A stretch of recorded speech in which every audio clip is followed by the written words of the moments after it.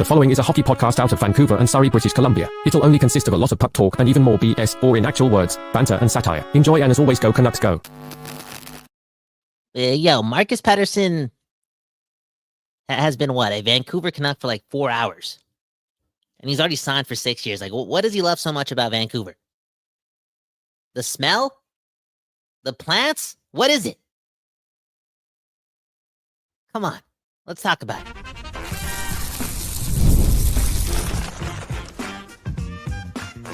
You're Locked On Canucks, your daily podcast on the Vancouver Canucks, part of the Locked On Podcast Network, your team every day.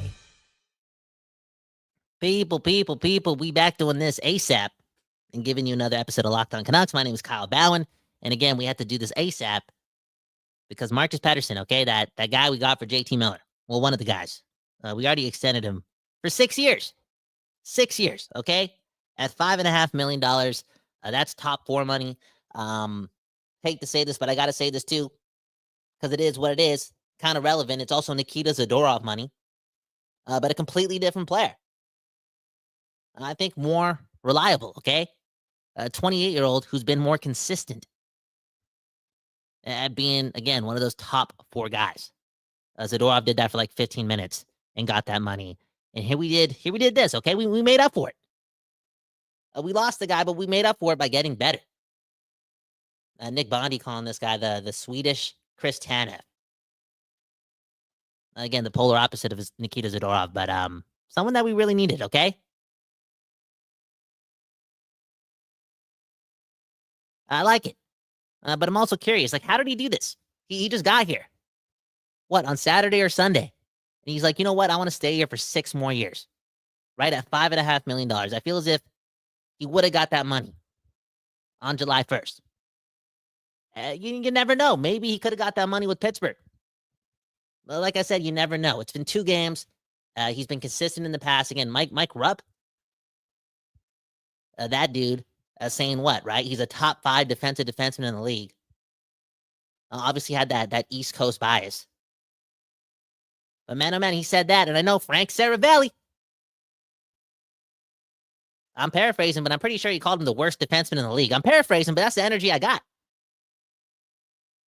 But then how about this, okay? Sidney Crosby texting Rick Tocchet after the trade was made and telling Vancouver that you got a good one. Okay, a good leader, a good defenseman. And yeah, apparently a guy that's already fallen in love with Vancouver. Again, Vancouver in a wild card spot. Barely. Not even. Okay, they're losing on the tiebreaker. Marcus Pettersson playing on that team, a team that's 1-0-1 in his 2 games that he's played. And he's like, you know what? Again, Vancouver's the best. The city's the best. 6 more years. Like I said, maybe he likes the Amsterdam Cafe. Yo, Cactus Club Cafe. I know what's the deal. I know what happened. This guy went there 4 times already and said, what? This ain't fine dining. This just Cactus Club Cafe. It's not even a cafe. It's Cactus Club. Dude, I'm telling you. That convinced him. Again, support local business. You want to save Canada and Canada's economy? Go to Cactus Club. Every day. Why not? Where am I going with this? Again, Marcus Pettersson, the leader. You know, we ironically dropped an episode, 14 minutes ago? Talking about the top secret, the biggest secret about Marcus Pettersson. And it was there where we talked about the leadership. Something that Rick Tocchet already mentioned during his pressure today, and that leadership so needed post JT Miller. Hey, that leadership was probably needed when JT Miller was there. And a lot of that leadership left when Ian Cole and Nikita Zadorov left, and it paid the opposite of dividends. And then we heard today, right? Brad Snitcherson. Well, what's up with all these former Canucks just ratting out everything that's going on in that dressing room? That's something to note.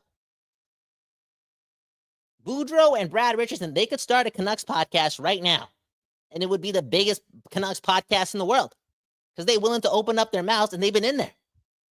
But yeah, Brad Richardson telling Patrick Alvin during his exit meetings a couple years ago that, yo, you got to make sure that there's some more veterans in this locker room because JT Miller, I'm paraphrasing, but JT Miller needs to be tamed. He needs some leadership, okay? Remember when I said that It's not a good thing. And again, this was the truth that JT Miller held the most weight in that room. Like, he needs somebody above him for JT Miller to be completely optimal. The proof is in the pudding. Okay, the proof is coming out of the rat's mouth. Okay, Brad Richardson, Bruce Boudreau. All in all, Marcus Pettersson, if they acquired this guy in July via a trade, maybe there's a good chance JT Miller's still on the team. You could say the same again for Ian Kolzadorov. Maybe if they could sign Tanev, this team just needs, again, good locker room guys, and essentially now a locker room reset. And I think getting somebody in here for a very long time that's, again, co-signed by Sidney Crosby, the one of the best leaders of all time. You keep that guy. You surround Quinn Hughes with that guy, and you're starting to build a base. Anyways, again, Marcus Pettersson, man. I can't believe it. On Friday, we make the trades. I'm depressed. I'm pulling over on the side of the road to drop a YouTube video. You know how crazy that is? I don't even pull over on the side of the road to call my girlfriend, to call my mom and dad. You know what I'm saying? That's how sad I was on Friday. And here I am congratulating Marcus Pettersson, one of those acquisitions that I was so wrong about. Yeah, I'm just here congratulating him and actually being happy and feeling like LV made the right move. Anyways, let's get to some comments before we get out of here. Again, you're listening to Locked On Canucks. This is gonna be a quick episode. I got shit to do. But hey, man, we here. The West Coast Bias. Damn, look at this barbershop window saying Canucks love Swedish players and that's why they will always suck. Am I allowed to read that comment? I think this video just got demonetized. Unreal. Next question.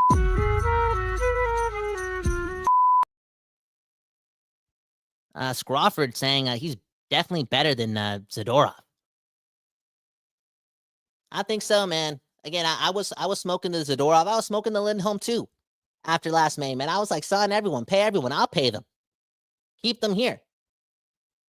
You think the Oilers like playing Zadorov? You think the Oilers like playing Lindholm? Like, I was keep everybody. But again, I'm not sure Zadorov's doing well in Boston. Consistently as a top 4 guy, I'm pretty certain that Marcus Pettersson in the near future and the extended future, considering he's only 28, just again, Trevor Beck said this based on what he's done in the past and his player type. He's somebody that can last the test of time. Okay, he can't survive Father Time for quite some time. Hey, as Bondi said, maybe the Swedish Chris Tanev. Okay, you hear that, barbershop window, whatever your name is, the Swedish Chris Tanev.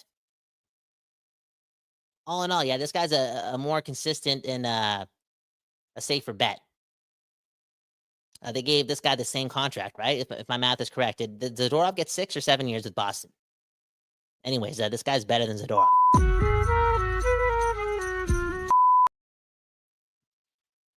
Man, oh man.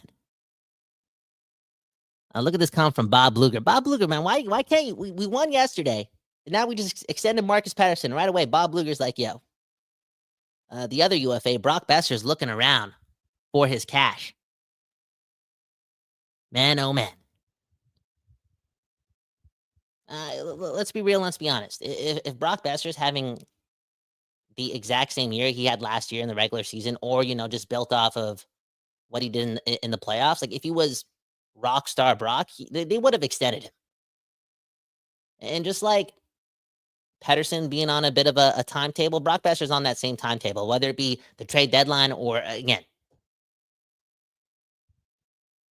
I was going to say up until the end of the season, but with Brock Boeser, I think it's actually different, okay? With Pettersson, you can keep him for a while. You can keep him for 30 games before you make your decision. With Brock Boeser, you got to make your decision in a couple weeks, and that's the way it is. I don't think a team that's now barely making the playoffs this season, if they do, and also a team that in the past, if you take a 10-year window, they've been a playoff team once, and then they had the bubble playoffs, okay? Like, a team like that, with those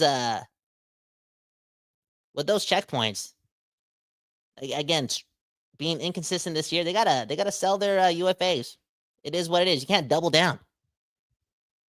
So again, if Brock Boeser isn't a top 2, isn't a top 3 Canuck. Before the trade deadline, he's getting traded. Some people are sad about that. Some people are like, yo, why'd you pick Marcus Pettersson before Brock Boeser? Yo, it is what it is. And let's be honest and let's be real. I'm pretty excited for this this decor with EPD, the other guy, and Tom Willander joining forces with, again, Hronek, Hughes, now Marcus Pettersson, again, Willander, DPD, Tyler Myers, but who knows what's after Tyler Myers? Like, this is a pretty ruthless organization. That's, you know what I'm saying? So I'm not mad that they chose Marcus Pettersson over Brock Boeser. Last question.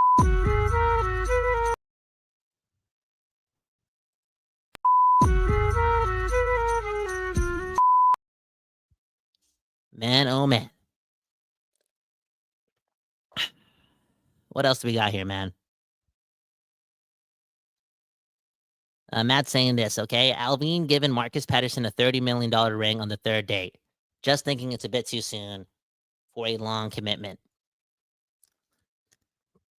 Honestly, you're onto something here. Can't deny that. But I'm gonna sit here today and just trust Patrick Alvin, okay? I trust what they know they're doing here. I'm gonna trust Crosby's cosign. Trust some of the tape. Yeah, it's early, but they also had to do this too, considering that they traded such a big piece from the JT Miller trade. JT Miller, a top 15-point getter for years and years and years and years, 100-point player last year. You saw what he did in the playoffs. Like, you trade that guy right away, and you get a first, you get Chytil, and you get a former 5th-round pick, and boom, bam, just like that, you trade that first ASAP for Marcus Pettersson. You're kind of putting yourself in a position where you just have to get this deal done and not take the chance. Because, again, JT Miller was a big part of Marcus Pettersson. Again, the irony. Miller for Pettersson. Now that's a trade, right? Miller for Pettersson and Chytil. Think about that. And O'Connor. And Mancini. What's his name? Valentino Mancini? That's some Godfathers. Yo, I like this, man. I like this. I'm warming up to it, okay? Again, that West Coast bias, that recency bias. This is what wins do. I already forgot about JT Miller. And you should too. Anywho, my name's Kyle Bound, KYLEBHAWAN. Dan Jardine also saying that $5.5 million is going to be a steal when the cap goes up. Hey, that's the truth too, man. Thanks for doing the math. Again, my name's Kyle Bound. One love to the Dodos Art Lab for giving us a space to give you this show. Let's keep the good times going, okay? Tomorrow, San Jose, in San Jose, minus Quinn Hughes. We'll talk more about that tomorrow. Get well soon, Quinn Hughes. Can we just all do that? Can we all do that? Can you go to bed tonight just praying for that? Because those 2 points matter. Anywho, good night.